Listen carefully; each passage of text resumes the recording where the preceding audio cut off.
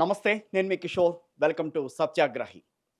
ప్రస్తుతం సత్యాగ్రహిలో నాతో స్టూడియోలో ఉన్నారు తెలంగాణ ఉద్యమకారులలో ఒకరు, క్రాంతిదళ్ వ్యవస్థాపకులు డాక్టర్ పృథ్వీరాజ్ యాదవ్ గారు. ఆవిర్భావ దినోత్సవం రాబోతోంది కాబట్టి ఆవిర్భావ దినోత్సవం రోజు మనం ఏ రకంగా జరుపుకోవాలి, అసలు తెలంగాణ ఆవిర్భావం అనేది ఏ ప్రాతిపదికన జరిగింది, ఆ ప్రాతిపదికన ప్రస్తుతం తెలంగాణ నడవడిక ఆ రకంగా ముందుకు వెళ్తోందా లేదా, అభివృద్ధి ఆ రకంగా జరిగిందా లేదా, వీటన్నిటి విషయాల మీద తెలంగాణ వాదాన్ని గట్టిగా ముందుకు తీసుకెళ్లే పృథ్వీరాజ్తో మాట్లాడదామని డిసైడ్ అయ్యి ఆయన పిలిచాను. నమస్తే. జై తెలంగాణ. జై తెలంగాణ. నేను కూడా ఒప్పుకుంటాను జై తెలంగాణ. మీరు అనుకున్న నీళ్లు నిధులు నియామకాలు ముందుకు వచ్చినాయా? తెలంగాణ అనంగానే నెత్తురు వారందెన్నడో నా తెలంగాణ పల్లెలో, నేలకు రాలందెన్నడో నా తెలంగాణ పల్లెలో.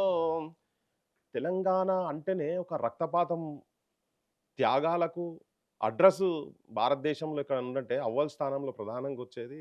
ఇప్పుడు కూడా రక్తపాతందే నడుస్తూ ఉన్నది. అంటే తెలంగాణ ప్రజలకు కనీసం మాట్లాడే స్వేచ్ఛ కూడా లేని దుస్థితిలో, కనీసం వాళ్ళ ఇబ్బందులు బాధలు చెప్పుకునే స్థాయిలో కూడా లేనటువంటి పరిస్థితుల నుండి విముక్తి జరుగుతుంది అనేది అయితే ఒక ఆలోచన డెఫినెట్గా తెలంగాణ సాధించిన తర్వాత. సరే, నీళ్లు నిధులు నియామకాలు అనేది ఉంటే కొంచెం పక్కకు పెడితే అసలు వాటి గురించి మాట్లాడుతుంది కూడా తెలంగాణ అనే అస్తిత్వం, తెలంగాణ అనే పదం కూడా వాడొద్దు అనేది. అంటే Hyderabad state, Telangana plus Andhra state అయితే ఒక్కటి ఉండే కాదు, మద్రాస్ ప్రావినెన్స్ లో ఉన్నటువంటి ప్రాంతం అది. సో ఈ ఆంధ్ర పాలకులతోటి, అది కూడా నేను ఆంధ్ర ప్రజలను అంటలేను, ఆంధ్ర పాలకులు కొంతమంది స్వార్థపరులైనటువంటి ఆంధ్ర పాలకులు Hyderabad state and Andhra state ను రెండు కలిపినప్పుడు it was a conditional merger. ఒప్పందాల మీద జరిగింది అది, పెద్ద మనుషుల ఒప్పందాల మీద. పెద్ద మనుషుల ఒప్పందాలు ఏవి కూడా అమలు కాలేదు, అమలు జరగవని చెప్పినటువంటి వాళ్ళు కూడా ఉన్నారు. పెద్ద మనుషులు అంటే పెద్ద మనుషులు ఒప్పందం అని ఇక్కడ కొంతమంది, అక్కడ కొంతమంది, ఇక్కడ నుంచి చెన్నారెడ్డి కావచ్చు, బూరుగుల రామకిషన్ రావులు కావచ్చు, అక్కడి నుంచి ఇక్కడ నుంచి అందరు కలిసి కూర్చొని it was a conditional merger.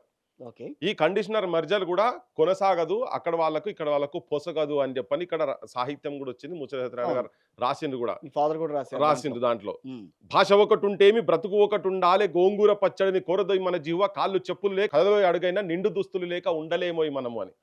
భాష ఒకటి బ్రతుకు ఒకటి, ఒక్కటొక్కటని కనకట్టు గట్టిరి అని చెప్పి మళ్ళా చెప్పిండ్రు. అంటే భాష ఒకటే కాదు, ఈ జీవన విధానాలే డిఫరెన్స్ ఉన్నాయి. అక్కడనేమో మద్రాస్ స్టేట్ కింద ఉండే ఇంగ్లీష్ వాళ్ళ సైడ్ అక్కడ ఉండే, ఇక్కడ ముస్లిమ్స్ దాంట్లో ఉండే, ఇక్కడంతా పార్సీ మీడియంస్, చదువులు కూడా ఇక్కడ జస్ట్ 3% 4% ఎడ్యుకేషన్ లిటరసీ రేట్ ఉంటే అక్కడ 23-24% ఉండే.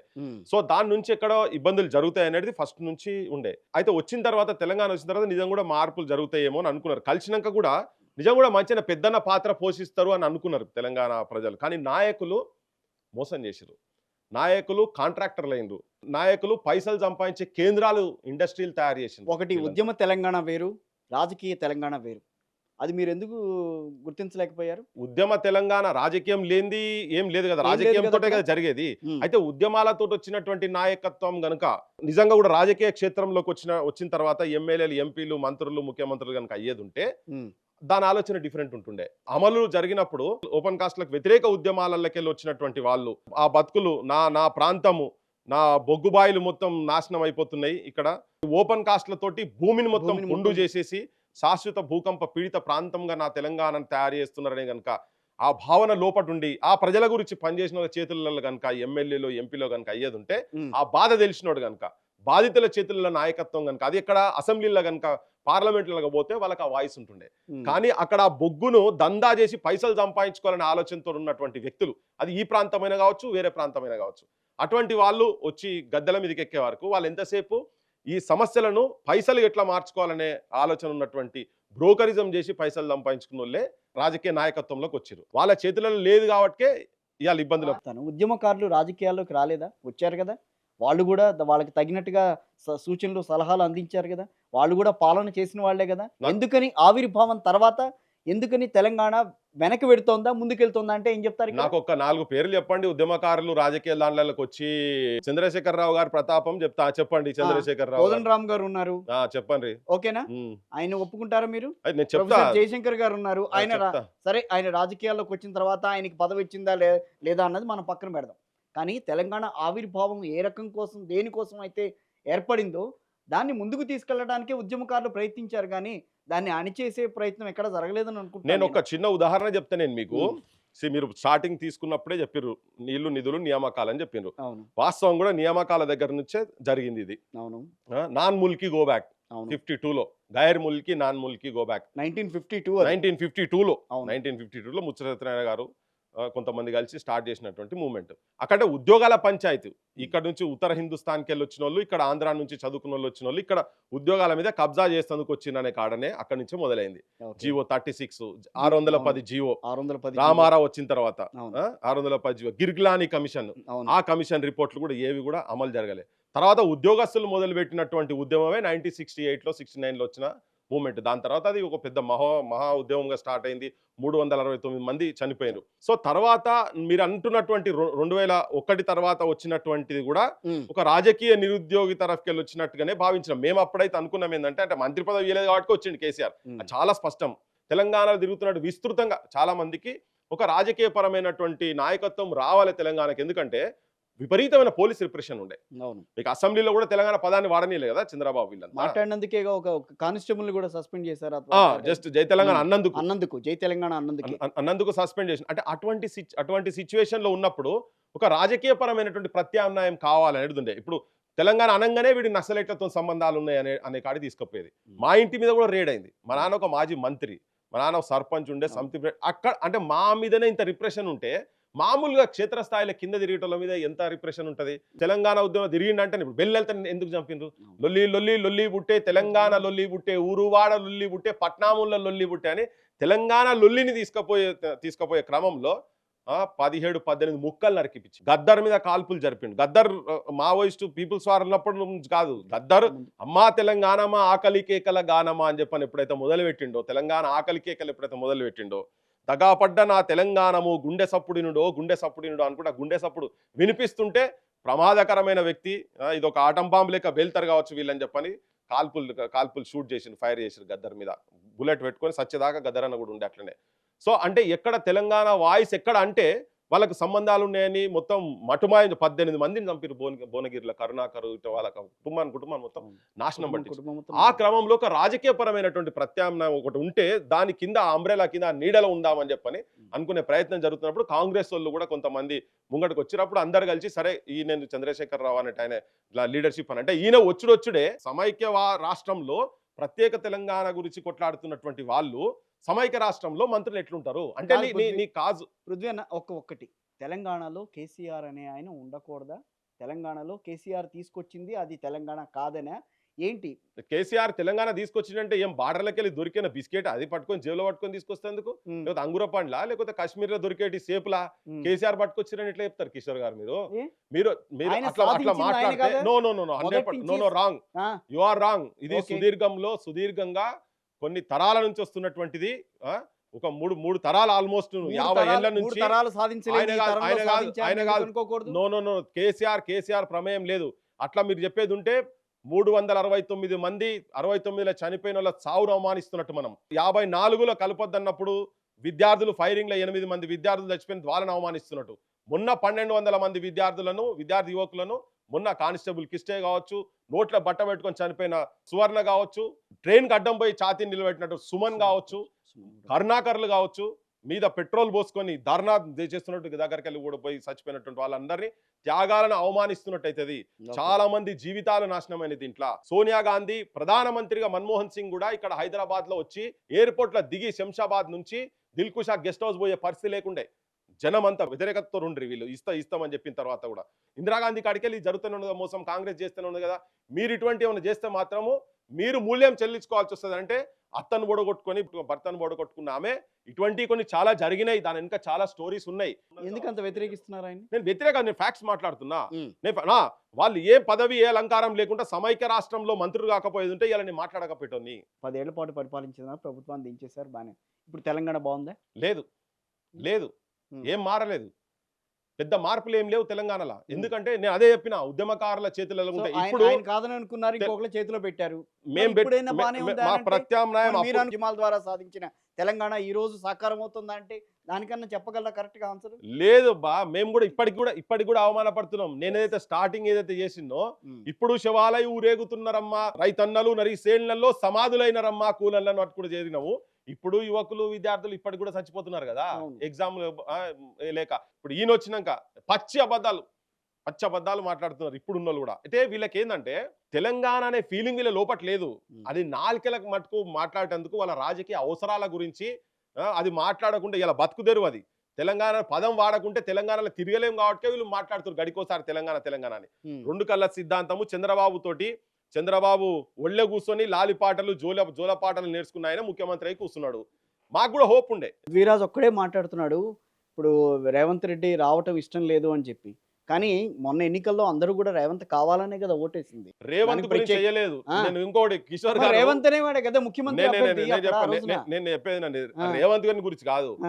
కేసీఆర్ వ్యతిరేకమైన ఓటు ఎవరికి వేయాలో అర్థం కాక 6 నెలల ముందు వరకు మీరు ఏ ఎలక్షన్ లా తీసుకోండి, ఎమ్మెల్సీ ఎలక్షన్స్ కావచ్చు, మీరు ఏ ఎలక్షన్స్ తీసుకోండి, 4వ స్థానం 5వ స్థానం 6వ స్థానం వచ్చింది. చిన్నారెడ్డి అసలు నిలబడితే కూడా గా స్థాయికి వెళ్ళిపోయిన వాళ్ళు. ఓకే, కాంగ్రెస్ ముఖం చూసి ఏందో సుందరాంగుడు వచ్చి ఏమో తల్వారు పట్టి తిప్పుతాడని ఎవడేమో అనుకోలే. ప్రత్యామ్నాయం ఎవరు కనిపించలేక కాంగ్రెస్ గుద్దిరు. ఆ కాంగ్రెస్ వాళ్ళు రేవంత్ని చేశారు అంతే తప్ప. సో ఈయనని చూసి రేవంత్ పెద్ద ఏదో ఆటం బాంబు అని చెప్పని కూడా ఓట్లేసిన సిచ్యువేషన్ మాత్రం అట్లా చంద్రబాబుని మీరు తిట్టినా ఆయన శిష్యుడే ఈ రోజున ముఖ్యమంత్రి అయి ఉన్నాను. తెలంగాణ దౌర్భాగ్యం. అది ఎవరు కాదన్నా కూడా, నేను శిష్యుడు కాదని అన్నా కూడా నువ్వు ఎట్లా అంటావు అని చెప్పి జర్నలిస్ట్ గా నన్ను అడిగినా కూడా ఈ రోజు ఉన్నదే అదే కదా, ఉన్నది అదే కనుకనే కదా దౌర్భాగ్యము. ఇప్పుడు చూడ ఎవరు ఏంటి ఇక్కడ ఇప్పుడు మనం మాట్లాడుకుంటుంది 11 ఏళ్ళు వచ్చినా కూడా మీరు మాట్లాడుతున్న తెలంగాణ ఇప్పటికీ సాధించలేని పరిస్థితుల్లో ఉన్నప్పుడు ఏంటి ప్రత్యామ్నాయం? ప్రజల రూపాన రావాల్సిందే. ప్రజల రూపాయలు రావాల్సిన ఉద్యమాలు అదే చెప్తున్నా. ఉద్యమాలకి వెళ్ళి వచ్చిన వాళ్ళే కనుక ఆ స్థాయిలో పోయి కూర్చుంటే వేరే తిరుగుంటే ఒక రాజకీయ ప్రత్యామ్నాయము తెలంగాణకు అవసరం. నేను కుల్లా ఇప్పుడు చెప్తున్నా ఏంటంటే ఇప్పటికీ కూడా లాస్ట్ గవర్నమెంట్ 1200 మంది చనిపోయారని చెప్పిండ్రు. 1200 మంది లిస్టుకు 1200 మంది లిస్ట్ ఐడెంటిఫై చేయలే వాళ్ళు. కొంతమందిని తీసుకొచ్చి మేము ఇక్కడ కూర్చొని అమరుల స్థూపం దగ్గర కూడా తీసుకుపోయి మేము కూర్చోబెట్టుకో వీళ్ళు ఇంకా ఉన్నారా నాయన, వీళ్ళకి చేయాల్సింది చేయండి అని అంటే రేవంత్ రెడ్డి పెద్ద ఉపన్యాసాలు దంచి నేను ఐడెంటిఫై చేసి 3 నెలల లోపట వాళ్ళకు ఇంటికి ఉద్యోగం ఇస్తా, వాళ్ళ విద్య గురించి చూస్తా, వాళ్ళకి ఆరోగ్య పరిస్థితి చూస్తా అన్ని అన్నాడు. ఇప్పటిదాకా ఈయనొచ్చి కూడా దాదాపు 1.5 సంవత్సరం అవుతుంది కదా. ఒక్కరికి కూడా ఇచ్చిన పాపాన పోలేదు. ఒక్కరికి కూడా ఇచ్చినట్టు ఇయ్యాలటి వరకు. అమరవీరుల కుటుంబాల పరిస్థితి ఏంటి ఇప్పుడు? అందుకని అడుగుతున్న అమరుల కుటుంబాల పరిస్థితి, వాళ్ళ విద్య సంకనాకపోయింది, వాళ్ళ వైద్యం సంకనాకపోయింది, ఏం లేదు. ఉద్యమకారులకు కూడా ఇప్పుడు 20వ తారీఖు మీటింగ్ పెట్టుకున్నారు వాళ్ళు.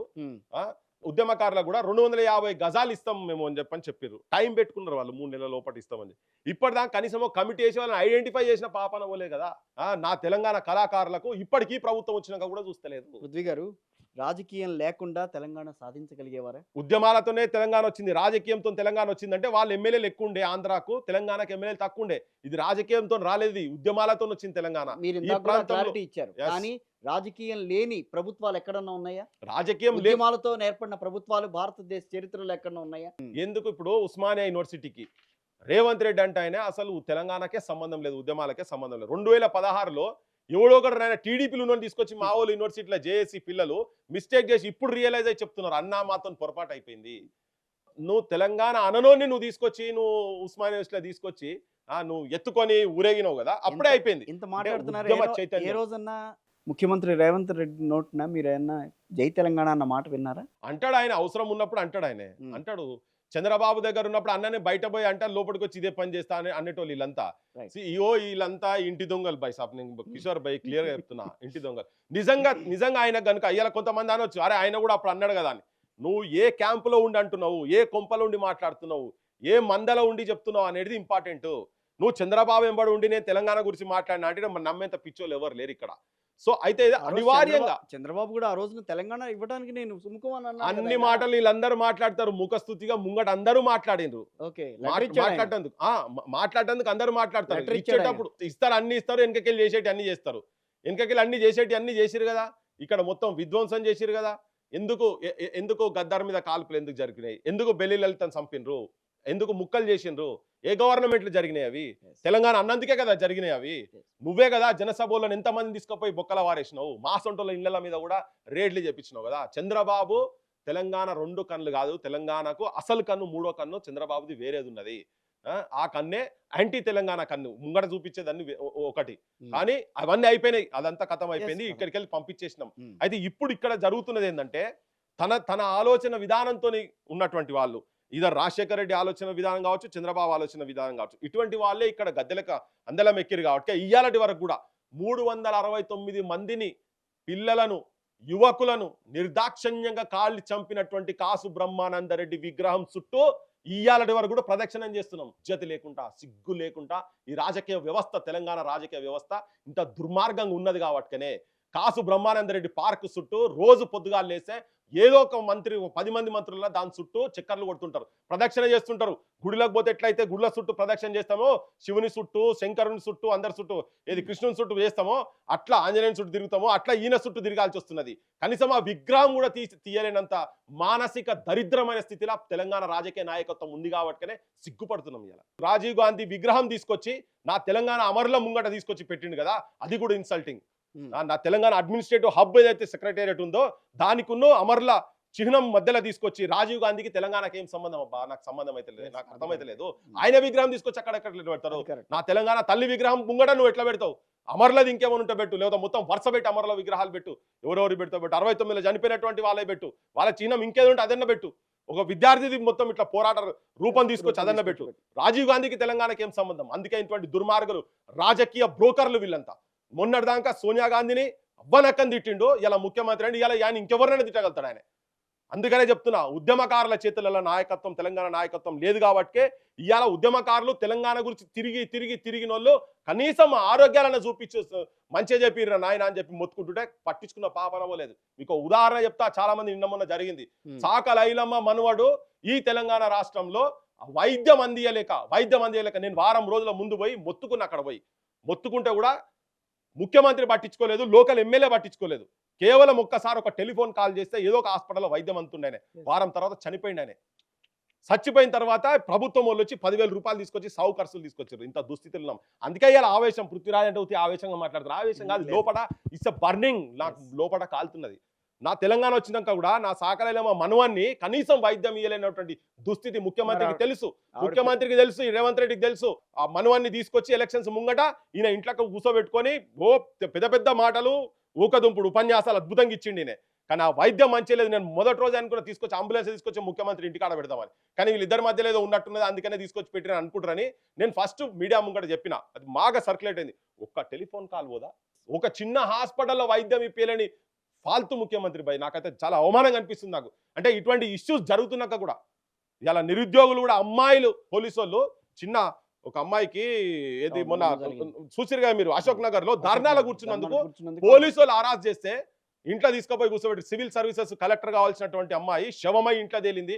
ఇంట్లో బయట చెప్పుకోలేని పరిస్థితిలో ఉన్నారు వాళ్ళు. అట్లా 4 చచ్చిపోయారు నిన్న మన నిరుద్యోగ యువకులు, వీళ్ళు చేస్తున్నటువంటి తప్పులు. అందుకే తెలంగాణ ఆత్మ ఉన్నోడైతే అశోక్ నగర్ లో ధర్నా జరుగుతుంటే ముఖ్యమంత్రి అంటాడు వచ్చి అక్కడ కూర్చుంటాడు. ఎలక్షన్ల ముందు నీ రాహుల్ గాంధీని తీసుకొచ్చి నువ్వు అక్కడ కూర్చోబెట్టినావు కదా, నీ ఉస్మానియా బిస్కెట్లు తినుకుంటా, నీలో ఫర్ ఛాయలు తాగుకుంటా, ప్యారడైజ్ బిర్యానీలు తినుకుంటా ముచ్చట పెట్టినావు కదా. మరి వాళ్ళు వచ్చి రోడ్ల మీద వచ్చినప్పుడు నిజంగా నీకు తెలంగాణ ఆత్మ కనుకుండేది ఉంటే ఆడికి వచ్చి కూర్చోవాలి. కేసీఆర్ కూడా ఆడికి వచ్చి కూర్చొని ఉండే, ఎవరు కూర్చోలే. ఇలా పాపం బజార్ పాలై మొత్తం ఎగ్జామ్స్ మొత్తం మోస్ట్ థర్డ్ రేటెడ్ ఎగ్జామ్స్ గా ఇలా కోర్టు రేపు జూన్ 11కు మళ్ళీ ఉన్నది. కోర్టులను కూడా మేనేజ్ చేసే స్థాయికి తీసుకుపోయి పక్క 800 మందికి సిమిలర్ మార్క్స్ వస్తాయా అండి? ఏంది ఇది? ప్రిలిమ్స్ కును మెయిన్స్ కు రాసిన దానికి ఒకటే ఉండాలి కదా నెంబరు. ఒక హాల్ టికెట్ దానికోటి ఉంటుంది, దీనికోటి ఉంటుంది. ఆ హాల్ టికెట్లు దేనికుంటాయి, ఎందుకుంటాయి? ఇట్లా పెద్ద కుంభకోణం అది. అయితే దీన్ని అయితే కోర్టులను కూడా మేనేజ్ చేసే స్థితికి తీసుకొచ్చి పెట్టుకున్నారు. అన్ని రాజకీయ పార్టీలు ఒకటే ఉన్నది ఇక్కడ. అందుకనే ఇలా ఆవేశం కాదు, ఇది తెలంగాణ ప్రజలు ఉన్నటువంటి ఆవేదన, ఆందోళన అట్లా బయటకు వస్తా ఉన్నది. పృథ్వీ, అన్ని రాజకీయ పార్టీలు ఒకే ఘాటిని కడితేనే ప్రాబ్లం వస్తుంది. నిరుద్యోగ సమస్య ఉంది. బండి సంజయ్ వచ్చింది, అక్కడికి వచ్చి నన్ను అరెస్ట్ చేయను అంటే వీడియో కూడా బయటకు వచ్చింది. అక్కడితో అయిపోతాను. ఒక 1000 మంది అక్కడికి వచ్చినప్పుడు నెక్స్ట్ నువ్వు ఫాలో అప్ చేయాలి కదా. నువ్వు ఫాలో అప్ చేసేది ఉంటే ఇలా బండి సంజయ్ గురించి మంచిగా మాట్లాడుతుంటివి, కానీ నువ్వు సైలెంట్ అయిపోయినావు. అంటే నువ్వు ప్రభుత్వంతో కుమ్మక్క అయిపోయినావు. ఒక బీజేపీ ఎంపీ చెప్తాడు నిరుద్యోగుల దగ్గరికి అందరికి వచ్చి చెప్తారు, మీ సెల్ ఫోన్లన్నీ బంద్ చేయండి. రేవంత్ రెడ్డి ఇక్కడ నుంచి పై దాకా సుప్రీంకోర్టు దాకా జడ్జిని మేనేజ్ చేస్తున్నారని రూలింగ్ పార్టీలో ఉన్నటువంటి కేంద్రాన్ని నడిపేతున్నటువంటి ఒక ఎంపీ వకీల్ సాబ్ అంటారు ఆయనే గట్లా మాట్లాడతారు. అంటే వీళ్ళందరూ ఒకటే కదా. దాని తర్వాత నిన్న మొన్న ఏదో ల్యాండ్ కాంగ్రెస్ గవర్నమెంట్ నుంచి ల్యాండ్ రిజిస్టర్ చేసుకుని బయట వార్తలు వస్తున్నాయి. లోపాయికారంగా వీళ్ళందరూ ఒకటి ఉన్నారనే మా బాధ కదా. ఇవాళ వాళ్ళు మంచిగా చేస్తుంటే మా బోటలో వాయిస్ లేదు కదా.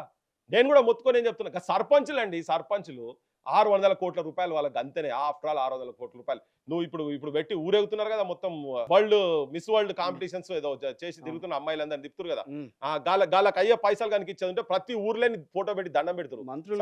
మంత్రులు కూడా వాళ్ళని చూస్తుందామని చెప్పి ఎగబడి మరి వెళ్తున్నారని చెప్పి వార్తలు వస్తున్నాయి. వీళ్ళు ఏమో అండి పోవచ్చు కూడా ఎంత ఏమున్నది ఫోటోలో పిచ్చోళ్ళు వీళ్ళంతా. వీళ్ళ జనం లోపల పెద్దగా వచ్చిన వాళ్ళు కూడా ఏమవుతారు అంటే, కొంతమంది ప్రజాక్షేత్రంలో కొంతమంది వచ్చిన వాళ్ళు కూడా ఈ పవర్ పాలిటిక్స్ లోకి వచ్చిన తర్వాత దీంట్లోనే పడి వీళ్ళు పైసలు సంపాదించుకున్న కాడికి పోయారు. కొంతమంది సామాజిక స్పృహ ఉన్న వాళ్ళు కూడా దీంట్లోనే పడి కొట్టుకపోతా ఉన్నారు. సో రాజకీయ వ్యవస్థ, తెలంగాణలో ఉన్నటువంటి రాజకీయ వ్యవస్థ వాళ్ళ మనసులన్నా మారాలి. మేము మారితే అనుకున్నాం, ఎందుకంటే కేసీఆర్ ను 10 ఏళ్ళు చూసిన తర్వాత ఈ వచ్చినటువంటి ఈ కాంగ్రెస్ గవర్నమెంట్ అన్న మేము కూడా ఏ మాట కా మాట ఉన్నది మాట్లాడే చాలా మందికి కేసీఆర్ పోవాలని ఇండైరెక్ట్ గా సపోర్ట్ చేసిన వాళ్ళే కాంగ్రెస్ సైడ్. కాకపోతే వచ్చిన తర్వాత ఇది నేషనల్ పార్టీ కదా, అట్లీస్ట్ కొన్నైనా వీళ్ళు సరిదిద్దుకుంటారని చెప్పని అనుకుంటే వీళ్ళు కూడా అన్ని అబద్ధాల పునాదుల మీద అధికారంలోకి వచ్చిండ్రు. వచ్చిన తర్వాత వీళ్ళు కూడా అన్ని యాంటీ తెలంగాణ పనులు, యాంటీ తెలంగాణ కథలు వేస్తారు. నల్లమల దగ్గర మీటింగ్ పెట్టిండు కదా మొన్న ముఖ్యమంత్రి, మాట్లాడుకుంటా పైసలు నువ్వు తీసుకో, ఆయనకి ఇస్తే బెల్ట్ షాప్ లోకి పోతాయని పరాస్కం ఆడుతున్నాడు. ఒక ముఖ్యమంత్రి మాట్లాడాల్సిన మాటలు అండి. నీ మేనిఫెస్టోలో నువ్వు పెడతావు, నువ్వు బెల్ట్ షాపులు తీసేస్తా నీ మేనిఫెస్టోలో పెడతావు. తెలంగాణ ప్రజలు, తెలంగాణ ఆడోళ్ళు ముండమోపుతున్నారు, విధవలారణ అవుతున్నారు. అటువంటి పరిస్థితి కేసీఆర్ తీసుకొచ్చిందని చెప్పినావు. మేము చెప్తే నువ్వు కూడా ఫాలో అయిపోయి నువ్వు కూడా చెప్పినావు. మాసంలో చెప్తుంటే నువ్వు వచ్చినాక బంద్ చేస్తా అన్నావు. నువ్వు బంద్ చేయకుండా పోయి నువ్వు ముఖ్యమంత్రిగా ఉండి ఒక లేడీ ఆడ మాట్లాడుతుంటే పైసలు నువ్వు నీ దగ్గర పెట్టుకో, మొగాయనకి ఇస్తే బెల్ట్ షాప్లు నువ్వు నడిచిపోయేదే నువ్వే. ఆ దుర్మార్గం పనే నువ్వు బంద్ చేయాలి కదా. గంజాయి ఊర్లో గాంజాయి అండి తాండవం ఆడుతుంది తెలంగాణలో. గంజాయి బంద్ చేయలేడా? గంజాయి బంద్ చేయలేని ముఖ్యమంత్రి మనకి ఎందుకండి? అదేంటి ఆయన మొన్నగా చేతులు ఎత్తేసాడు, నా దగ్గర ఏం లేవు, నేను ఎక్కడికి వెళ్ళినా కూడా డప్పులు ముట్టట్లేదు, పైసల విషయం, చెప్పుల విషయం, పైసల గురించి ఆయన మాట్లాడాడు. మీరు ఏది చెప్పినా కూడా చేయడానికి దానికి అదే చెప్తారు ఆయన. కోసుక తిందందుకు ఆయన మేకనా గొర్రెనా? ఏది ఆయన కోసుక తింటే నా దగ్గర ఏం లేదు. నేను కూడా అన్నాడుగా, టీఎన్జీఓలు అంతా ఉద్యోగులంతా వచ్చి మమ్మల్ని కోసుకు తినండి సరిపోతుంది, నా దగ్గర ఏం లేదు ఇవ్వడానికి, మీ దగ్గర మీకు ఇవ్వడానికి అని అంటున్నాడు ఆయన. ఈయన ఈ పెద్ద మనిషి నల్లమల్లి జంగలకెళ్ళి డైరెక్ట్ వచ్చి ఇక్కడ కూర్చొని వచ్చి ముఖ్యమంత్రి అయినోడు కాదు కదా. ఆడ నక్క పాత్రనో లేకపోతే కుక్క పాత్రనో తోడేలు పాత్ర చేసినోడు కాదు కదా. ఆయన గతంలో కూడా రాజకీయ క్షేత్రంలో ఉన్నాడు. ఎమ్మెల్సీ ఉండే, ఎంపీగా ఉండే, ఎమ్మెల్యేగా ఉండే, తర్వాత వచ్చి ముఖ్యమంత్రి అయింది కదా. ఓవర్నైట్ కాలే. ఆ పార్టీ కాంగ్రెస్ పార్టీ కూడా దేశాన్ని ఏలింది, రాష్ట్రానికి కూడా వెళ్ళిన పార్టీ కదా. వాళ్ళకి అన్ని అనుభవంతో కదా మేనిఫెస్టోలో మొత్తం పెట్టింది. నువ్వు ఉద్యోగస్తులకు వాళ్ళ పైసలు ఇవాళ నేను చెప్పదలుచుకున్నా, కాంపిటీషన్కి వచ్చిన అమ్మాయిలు ఉన్నారు కదా, సిల్వర్ తాంబాలలో పెట్టి కాళ్ళు పెట్టి కడిగిస్తున్నావు కదా, ఆ స్టీల్ తాంబాలల్లా ఇవాళ నా తెలంగాణ వల్ల పెద్ద మనుషుల పెన్షన్ల పైసలతోటి ఉన్నటువంటి అనుకోవచ్చు కదా. ఇవాళ నేను నీ ఏరుస్తున్నటువంటి రెడ్ కార్పెట్లు వేసి నువ్వు వాళ్ళతో స్వాగతం పలుకుతున్నావు కదా, వాళ్ళ మీద పూలు చల్లుతున్నావు కదా, అవన్నీ ఎవరి పైసలు? ఆ పైసలు వీళ్ళకి ఇవ్వచ్చు కదా, పెన్షన్ల పైసలు ఇవ్వచ్చు కదా. ఇళ్ళ ఆడపిల్లల పెళ్లిళ్ళు అయితే లేవు, మాకు ఇబ్బంది అవుతున్నది, మాకేమైనా వైద్యం కావాలంటే కూడా మందులు కొనుక్కుంటందుకు లేవు, పిల్లలు ఎక్కడో అమెరికా కట్టిటు పోతున్నారు, నా పైసలు నాకు ఇచ్చేందుకు నీకేం పోయిందయ్యా అని అవి లేక పోయి నువ్వు గివి పెట్టుకొని గీ పనులు చేసుకుంటా. ప్రావిడెంట్ ఫండ్ డబ్బులు కూడా బయటకి ఇవ్వట్లేదుట, వెనక్కి ఇవ్వడానికి కూడా ఇబ్బంది అవుతుందిట. అసలు ఏమీ లేదు ప్రస్తుతానికైతే, మీరు నోరు మూసి కూర్చోండి అని చెప్తున్నారు. చెప్పి దానికి ఇంకోటి ఏం చేస్తాడు మళ్ళా, మీరు 2% ఉన్నారు ఉద్యోగస్తులు అంటే 2% జనాభాలో 98% ఉన్నటువంటి వాళ్ళ మీద మీరు దాడి చేస్తారా, దండయాత్ర చేస్తారా? రాష్ట్ర పరిస్థితి మీకు ఓసి లేదా అని నేను అడుగుతున్నా. కిషోర్ గారు, తెలంగాణ ప్రజలను కూడా చెప్తున్నా, ఆత్మవిమర్శ చేసుకోండి. వీళ్ళు దందాలు చేస్తలేరా కాంగ్రెస్ వాళ్ళు? ఈ మంత్రులు పైసలు తీసుకుంటలేరా? మొన్న మీ మంత్రే చెప్పింది కదా, ఇప్పుడు వచ్చేమో అట్లా మాట్లాడితే కేసులు పెడతా అని చెప్తున్నా. యాడ కేసులు పెట్టుకో, ఆమెనే చెప్పింది కదా. మంత్రులు అంటే వస్తారు, పని గురించి సంతకాలకు వస్తారని. గంత బాహాటంగా ఒక మంత్రే చెప్పింది. ప్రతి ఒక్కరికి ఓపెన్ సీక్రెట్ ఇది. వీళ్ళు పైసలు తింటలేరా? భూముల దగ్గర పైసలు తింటలేరా? జాగాలలో పైసలు తింటలేరా? వీళ్ళు హాస్పిటల్లోకి వెళ్ళి పైసలు తింటారు, పర్సంటేజ్లు తీసుకుంటలేరా? ధర్నాలు చేసిరు కదా పర్సంటేజ్. మరి వీళ్ళకేమో పైసలు పోతాయి, ఇక్కడ ఉద్యోగస్తులకేమో ఉండయి. కొన్ని వేల కోట్ల రూపాయలకు సంబంధించిన కుంభకోణాలు ఇవాళ రేపు యూట్యూబ్లలో వస్తున్నాయి. ఒక్క దాన్ని కూడా అడ్రస్ చేయలే కదా నీ ముఖ్యమంత్రి. నేను చాలాసార్లు చెప్పినా, మళ్ళీ చెప్పదలుచుకున్న కిషోర్ భాయ్, నీవు కూడా 56 చెరువులు ఇల్లీగల్ గా కట్టిరని చెప్పినావు. కేటీఆర్ అందులో పార్ట్నర్ ఉన్నాడు అని చెప్పి నీ ఉప ముఖ్యమంత్రి ఇంకో మంత్రి కలిసి పత్రికా సముఖంగా చెప్పిండ్రు. ఆరన్న బంద్ చేసినావా? ఒక 6 గంటల గురించి నీ కన్స్ట్రక్షన్ ఆపినావు ఎక్కడన్నా? మొత్తం వీళ్ళు వాళ్ళు లావాదేవీలు చేసుకున్నారు. ఆ బార్గెనింగ్ లో వీళ్ళు పైసలు తీసుకున్నారు, అట్లే నడుస్తున్నాయి. మళ్ళీ వాళ్ళని ఎందుకు కలుపుతున్నారు? ఎవరిని? గవర్నమెంట్ లో లేని వాళ్ళని. లేని వాళ్ళ ఉన్నప్పుడే కదా జరిగినాయి అవన్నీ. ఓకే. వాళ్ళప్పుడు జరిగినాయి కాబట్టినే వాళ్ళు వీళ్ళు కుమ్మక్కైన. ఇప్పుడు మరి వీళ్ళు వచ్చినాక ఆగాలి కదా. వీళ్ళే చెప్పారు కదా గత ప్రభుత్వంలో చేసిన కబ్జాలు ఇవని చెప్పని. అన్నప్పుడు కూలగొట్టాలి కదా. దేనికి పని చేస్తుంది హైడ్రా?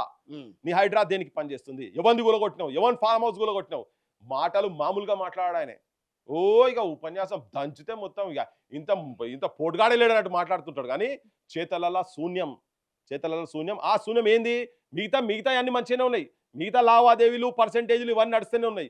అరే ఆఫీసర్లు లేరండి. ఏ ఆఫీసర్ల గురించి అయినా తిట్టిండో నవీన్ మిత్తల్ కావచ్చు, జయేష్ రంజన్ వాళ్ళనే పెట్టుకున్నాడు కదా. ఎందుకు? వీళ్ళకి అవన్నీ ఏం చేసారు కాబట్టి దాంట్లో దేనిలో నేను లాలుచి పడి ఎన్ని తీసుకోవాలనే కాడికే ఉన్నారు వీళ్ళంతనే. మాకు అన్ని డౌట్స్ వస్తున్నాయి కదా, రావాలి కదా. ఎందుకు పెట్టుకున్నప్పుడు నువ్వు దుర్మార్గుడు దొంగ అని అన్నావు. నువ్వు అధికారంలోకి వచ్చినా ఆ దుర్మార్గుడు దొంగ నీ పక్కన పెట్టుకోవద్దు కదా, నీ పక్కకు పెట్టుకోవద్దు కదా. పెట్టుకున్నావు అంటే ఏంది? నీకు లావాదేవీలు ఉన్నట్టే కదా ఇలా. నువ్వు ఏది ఆపినావు హైడ్రా పేరు మీద చెప్పండి. పేదోళ్ళ గుడిసెలు కొట్టినావు. అప్పుడు కూడా చెప్పినా, మీ ఛానల్ కూడా చెప్పిన నేను, మీరు పేదోళ్ళ దగ్గర పోకండి. పేదోళ్ళ దగ్గర ఒకవేళ మీరు పోదలుచుకుంటే వాళ్ళకు ఇండ్లు నిర్మాణం చేసేయండి, చేయండి చెప్పినాం. ఇక్కడ కూడా కూర్చొని ఇదే ప్లేస్ లో కూర్చొని కూడా చెప్పినాం. అయినా పేదోళ్ళ దగ్గర పోయి పేదోళ్ళే కొడతావు నువ్వు, అసలు ఏం కొట్టావు? వీళ్ళన్నీ మాట్లాడారు కదా. ఒక ఫామ్ హౌస్ అని చెప్పండి కిషోర్ గారు, ఒక 10 మంది పేర్లు చెప్పండి మీరు. వాళ్ళు ఉన్నోళ్ళ ఇండ్లలో కూడా ఏం కాలే కదా, అట్లే ఉన్నాయి కదా. అంటే ఇప్పుడు ఏంది మరి? వీళ్ళకి లావాదేవీలు పోతలేవా? అందరికీ వీళ్ళకి లావాదేవీలు పోతున్నాయి. వీళ్ళు పైసలు సంపాదించుకుంటారు. కానీ అనేది ఏంటంటే, నువ్వు గవర్నమెంట్ గా ఏం ప్రోగ్రామ్ టేకప్ చేస్తున్నావు దాని మీద నువ్వు సర్ప్లస్ ఉండి నువ్వు ఇటువంటి ప్రోగ్రాములు చేస్తే ఓకే. ఇంకోటి, నా సంస్కృతి, నా తెలంగాణ సంస్కృతి జనాలకు ప్రపంచ స్థాయికి తెలుస్తుందని చెప్పి మాట్లాడుతున్నాడు ఆయన. గవర్నమెంట్ లో మాట్లాడుతున్నారు. నీ గవర్నమెంట్ వచ్చిన కాడికి నువ్వు ఏమేం చేసినా చెప్పు. నీ తెలంగాణ సంస్కృతి సాహిత్యం గురించి నువ్వు పాటుపడ్డది ఎంత? దానికి ఫెడరేషన్ వేసి పెట్టి ఒక కార్పొరేషన్ పెట్టి ఒక 1000 కోట్లు ఇచ్చినవా? ఎన్ని కళారూపాలు అంతరించిపోతున్నటువంటి కళారూపాలను ఎన్నిటికీ జీవం పోసిండి ముఖ్యమంత్రి. నువ్వు వచ్చి చేస్తావనే కదా నిన్ను తీసుకొచ్చి ఇక్కడ చేస్తాడేమో చూద్దాం. నీకు ఉండాలి కదా, ఎక్కడ పునాదులు అయితే ఉండాలి కదా. నువ్వు అసలు నీ తెలంగాణ రాష్ట్రీయ గీతంలో తీసుకొచ్చి నువ్వు ఆంధ్ర మ్యూజిక్ పెట్టేసి నాశనం చేసినావు కదనయ్యా. జయ జయ తెలంగాణ జననీ జయ కేతనం, జై తెలంగాణ జై తెలంగాణ అనే దాన్ని సాఫ్ట్ గా చేసి జై తెలంగాణకి తీసుకొచ్చింది దాన్ని. సో అంటే నీ అవుట్లుక్ ఏందనేది నీకు తెలిసిపోతుంది. అందుకనే ఏమంటారు, ఇంకా 4 ఏళ్ళు 3.5 ఏళ్ళు ఇక అయిపోయి ఇంకా 2 ఏళ్ళు కదా, ఈ టర్మ్ అయితే కాలే కానీ వచ్చే టర్మ్ చేస్తా అని మళ్ళీ ముంగడికి వస్తుంది ఈ పెద్ద మనుషులు ఇల్లంతా. అది నీకు నీ పునాదులు వేసినప్పుడే తెలుస్తుంది నీ ఇల్లు ఎంత గట్టిగా ఉంటుంది అనేది. ఈ మేస్త్రి గుంపు మేస్త్రి ఏం లేదు, తటపార కింద వారేసిండు ఆయన, ఏం లేదు. కేసీఆర్ అంటే నచ్చదు, రేవంత్ రెడ్డి అన్న. రేవంత్ రెడ్డి తోటి నాకు వ్యక్తిగత ద్వేషం లేదు, కోపం లేదు. రాదర్ నాకు రేవంత్ రెడ్డి అంటే వ్యక్తిగతంగా నాకు ఆయనకు ఉన్నటువంటి డిఫరెంట్ రిలేషన్. కానీ నేను ఒక ఓటర్ను, ఆయనే ముఖ్యమంత్రి, ఈ రాష్ట్రానికి ముఖ్యమంత్రి అనుకోవాలా, లేకపోతే ఇక్కడ అభివృద్ధి జరగట్లేదన్న యాంగిల్? రెండు యాంగిల్ వీళ్ళు ప్రజలను మోసం చేస్తున్నారు. నేను అడిగేది ఏది కూడా ద్వేషం. ఏ రాజకీయ నాయకుడు ప్రజలను మోసం చేయకుండా ఉన్నాడా? ఉంటారు. ఎందుకు? ఆ వ్యవస్థ లేదు కదా ఇప్పుడు, పాడై వచ్చిన వ్యవస్థ అదే కదా. అది లేదు. త్యాగాలు చేసేంతా పోయి అడవిలో పోయి కాల్పులలో పడి చచ్చిపోతున్నారు వాళ్ళు. ఆ సావకుంటూ వచ్చి ఇక్కడికి వచ్చి ఓట్ల దగ్గర కనుక వచ్చేది ఉంటే కలిసి పనిచేస్తే అద్భుతాలు క్రియేట్ చేయొచ్చు. ఇక్కడ ఉన్న వాళ్ళు కూడా అదే పట్టుకొని కూర్చున్నారు. సచ్చినాక నాకు ఒకటి ఎర్ర జెండా మీద ఉంటే సరిపోతుంది. అరే కాదు అమ్మ, తెలంగాణను మొత్తం రక్తపాతం చేసి నాశనం చేస్తారు, దేశాన్ని కూడా నాశనం చేస్తారు. దొంగ కాంట్రాక్టర్లు వీళ్ళందరూ వాళ్ళు వచ్చి మంత్రులు ఎమ్మెల్యేలు కూర్చున్నాక ఇంకేం ఇట్లా మాట్లాడుతుంటే పెద్ద టార్గెట్ చేస్తారు. బట్ ఎవరికి భయపడేది లేదు. అదే అడుగుదామని అనుకోబోతున్నాను నేను. మీరు అడగ అట్లా మీరు కాల్పులు జరిపినాయి, పెద్ద అది ఆపరేషన్ జరుగుతుండగా దాని గురించి మీరు దాన్ని వదిలేయాలి. ఇప్పుడు వదిలేయాలి, అది వాళ్ళు కూడా వదిలేయాలి. ఇప్పుడు వదిలేయాలి. ఎందుకంటే ఇప్పుడు ఏమైపోయిందంటే, ఎక్కడో పొక్కలు ఉన్న వాళ్ళను నువ్వు డ్రోన్లు పెట్టి హెలికాప్టర్లు పెట్టి నువ్వు ఐడెంటిఫై చేస్తున్నావు. ఇంతకుముందు ఏంటంటే నీకు జస్ట్ ల్యాండ్కి వెళ్ళి వచ్చేది కాబట్టి దూరంకి 1 కిలోమీటర్ 2 కిలోమీటర్ దూరం ఉన్నాగా అక్కడ వాళ్ళు వస్తున్నారు, మిలిటరీ పోలీసు వాళ్ళు వస్తున్నారంటే వీళ్ళు చదువుకునేది పెట్టలే కాదు, గాలి చూసి కొట్టివాడేస్తున్నారు కదా. టెక్నాలజీ పెరిగింది కదా. నువ్వు ఇండియన్ ఆర్మీ మీద, ఇండియన్ నేవీ మీద, ఇండియన్ ఎయిర్ ఫోర్స్ మీద ఓ పాకిస్తాన్ అసలు దేశం, చైనా సపోర్ట్ దేశమే తోకమడిచినాక మనకి ఇక్కడ ఉండి చేయలేము. అందుకే నువ్వు ఏదైతే వ్యవస్థను, అధికారం అనే వ్యవస్థను నువ్వు తుపాకీ కొట్టంతో అంటున్నావు కదా, తుపాకీ వ్యవస్థనే ఓటు ద్వారా ఇచ్చేటువంటి ఉన్నప్పుడు మనం అటు సైడ్ పోతే బాగుంటుంది అనేది. ఎందుకంటే చూడలేకపోతున్నాం, రోజు పొద్దుగా లేసి సావులు చూడలేకపోతున్నాం. ఏంది ఇదంతా? ఎవరి గురించి? ఇప్పుడు నిన్న చచ్చిపోయారు. మీ ఆక్రోశం కానీ మీ ఆవేదన కానీ నేను అన్ని చూస్తున్నా. నేను చాలా రోజుల నుంచి గమనిస్తున్నాను. రాజకీయంగా కాకుండా, సామాజికంగా కాకుండా, ఆర్థిక పరంగా కాకుండా, లేకపోతే ఏ న్యాయం కాకుండా ఒక ప్రభుత్వం ఏర్పడాలి, అందరికీ న్యాయం చేయాలంటే ఈ రోజుల్లో సాధ్యమవుతుందా? 100% సాధ్యం అండి. ఎందుకు కాదు? ఇప్పుడు నేను ఒక చిన్న ఉదాహరణ, కొట్టుకపోయింది కానీ కేజ్రీవాల్ ఉదాహరణ తీసుకుందాం. స్కూళ్ళు బాగు చేయలేదా ఢిల్లీలో? హాస్పిటల్ బాగు చేయలేదా? మోలా క్లినిక్లు బాగు చేయలేదా? చేసింది కదా, మేము పోయి చూసి వచ్చినాం. మరి నువ్వు ఢిల్లీ అసొంటి సిటీలనే నువ్వు చేయగలిగినప్పుడు గ్రామాలలో 1000 కొద్ది బడులు ఎట్లా బంద్ అవుతాయి? నీకు పొలిటికల్ విల్ ఉండాలి, సొసైటల్ విల్ ఉండాలి. నేను చేయాలనుకోవాలి. నేను నా తెలంగాణలో ఇప్పుడు ఈ ముఖ్యమంత్రి రాకముందు చెప్పిండు, నేను బంద్ చేసుడు కాదు, బంద్ అయిన బడులను కూడా మొత్తం తెరిపిస్తా అన్నాడు. ఈయన అవును. ఒక్క బడైనా తెరిపించిండా? లేదు. నేను మొత్తం తిరిగినా మొత్తం. ఈయన వచ్చినాక బంద్ అయినాయి మళ్ళా 7,000 బడులు మొన్న మొత్తం లెక్క తీస్తే అంతకుముందు 5,000 ఉంటే ఇప్పుడు 7,000 బడులు అయినాయి. ఇంకా రెడీగా ఉన్నాయని చెప్పి వాళ్ళ కౌన్సిల్ చైర్మనే చెప్పిండు మొన్న గుత్తా సుఖేందర్ రెడ్డి. ఇంకా 2,000 బడులు బంద్ అవుతుంది కదా చెప్పి కూడా 3 నెలలు అవుతుంది. ఈ హాలిడేస్ తర్వాత ఎన్ని బడులు బంద్ అవుతాయి? దీనికి ఏం కావాలి కిషోర్ గారు చెప్పండి? బిల్లు ఉంటే సరిపోదా? వైద్యము విద్య ఇయ్యలేరా వీళ్ళు? డబ్బులు లేవు ఎవరి దగ్గర? ప్రభుత్వం దగ్గర డబ్బులు లేవు. మూసి సుందరీకరణకు నీకు డబ్బులు వస్తాయి. నీకు బయటికి వెళ్ళి అమ్మాయిలను తీసుకొచ్చి ఇక్కడ నువ్వు ఏంది కాంపిటీషన్లు పెట్టేందుకు వస్తాయి. వెళ్ళొచ్చారా కాంపిటీషన్ కి? నేను ఎందుకు పోతా అండి, నాకేం పని దాంతో. చూసారా ఏమన్నా? నాకేం లేదండి. అరే తెలంగాణలో దిక్కు రక్తపాతం అవుతున్నది, గవ్వెవడు చూస్తాడండి? నాకు అర్థం కాదు. గుండె గాయమై కాలుతున్నది, విన్నావా? గవి చూసేందుకు ఎవరు పోతారు? వీళ్ళు ఇంకేం చేస్తారు? వీళ్ళు ఇంకేమైనా చేయాలని చెప్పి పొద్దున్నేసే మొత్తుకుంటున్నాం కదా. మా డైవర్షన్ పాలిటిక్స్ ఏమో అవి కావచ్చు, వాళ్ళతో అన్ని అవుతాయి అధికారంలో ఉండేటందుకు. See a politician thinks for next election, a statesmen for next generation అని. తెలంగాణలో దౌర్భాగ్యం ఏంటంటే చెత్త పాలిటిషియన్స్ ఉన్నారు.